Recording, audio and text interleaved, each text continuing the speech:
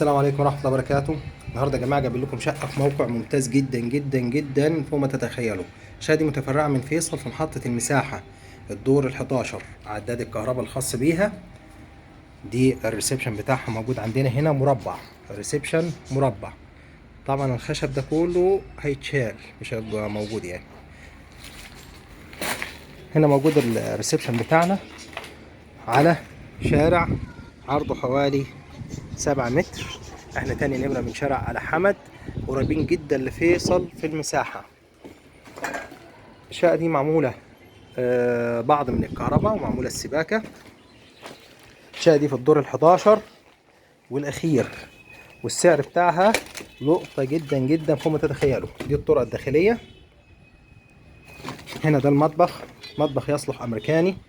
على الريسبشن السباكة بتاعته معمولة زي ما حضراتكم كده شايفين. هنا شباك مفيش حد مجروح خالص، يعني مفيش حد جارحنا. شارع فيصل هناك اهو.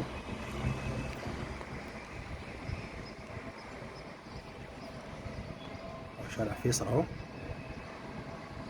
احنا نبعد عن فيصل بالكتير قوي من دقيقتين ل3 دقايق. بنكمل كده في الطرقة. موجود عندنا هنا الحمام، بانيو بتاعه راكب، السباكة بتاعته معمولة كاملة زي ما حضراتكم كده شايفين. نخش كده.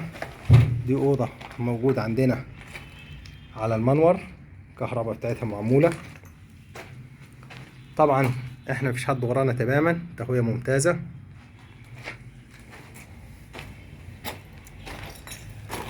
هنا الأوضة التانية برضو على المنور. يبقى أصبح أوضتين وريسبشن وحمام ومطبخ. الأوضتين عندنا على المنور، الريسبشن بس اللي على الشارع. الشقة دي في الدور ال11، الأسانسير شغال، عداد الكهرباء راكب، المصالحة معمولة، التسليم بتاعها فوري. سعرها نهائي 260,000 جنيه.